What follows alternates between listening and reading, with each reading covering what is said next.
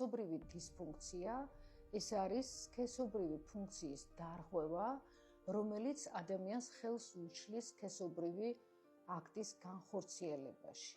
ის შეიძლება იყოს გამოწვეული სხვადასხვა დაავადებებით, ორგანიზმის ანატომიური ან ფიზიოლოგიური თავისებურებებით და ფსიქოემოციური მდგომარეობით. მამაკაცებში სქესობრივი დისფუნქციის 3 ძირითადი პრობლემაა გავრცელებული. პირველი ეს არის ერექციული დისფუნქცია, როცა მამაკაცს არ აქვს ერექცია, ან აქვს სუსტი ერექცია, ეს იმას ნიშნავს, რომ სასქესო ასო არასაკმარისად მყარდება, ან საერთოდ არ მყარდება სქესობრივი აქტის დროს. ამის გამო მამაკაცს უჭირს პენეტრაცია და სქესობრივი აქტი არ არის სრულყოფილი. მეორე ეს არის ნაადრევი ეაკულაცია, როცა სქესობრივი აქტის დროს ეაკულაცია, ანუ სპერმის გამოყოფა, მარტივი ენით გათავება ხდება დროზე ადრე.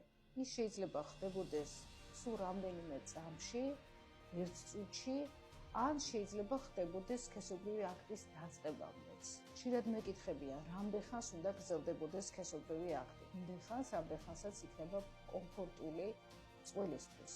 არის ჩატარებული კვლევები, რომლის თანახმად აღმოჩნდა, რომ საშუალოდ, ასე ვთქვათ, საშუალო არითმეტიკული ეს არის დაახლოებით 3-7 წუთი.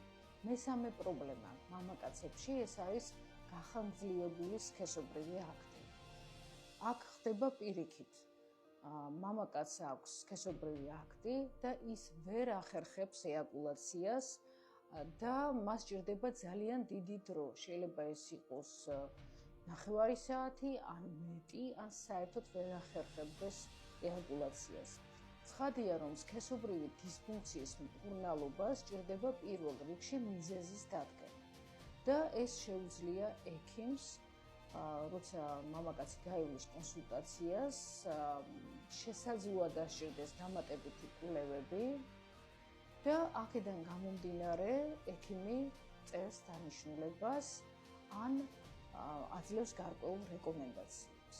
აღნიშნული პრობლემების მოსაგვარებლად გამოიყენება PRP პროცედურა, რომლის დროსაც სასქესო ასოს გარკვეულ უბნებში, ქსოვილში ხდება თრომბოციტებით გამდიდრებული პლაზმის შეყვანა. PRP პროცედურა აუმჯობესებს სისხლის მიმოქცევას, ასევე ხელს უწყობს უჯრედების გამრავლებას, რეგენერაციას, ქსოვილის განახლებას და ასევე აგვარებს გახანგრძლივებული და პირიქით სწრაფი ეაკულაციის პრობლემას. პროცედურა არის აბსოლუტურად უმტკივნეულო, მამაკაცს საშუალოდ სჭირდება 5-6 პროცედურა, რომელთა შორის ინტერვალი არის დაახლოებით 1 კვირა, შეიძლება ცოტა ნაკლები ან მეტი და ფაქტიურად პირველივე პროცედურის შემდეგ მამაკაცების უმეტესობა აღნიშნავს დადებით დინამიკას.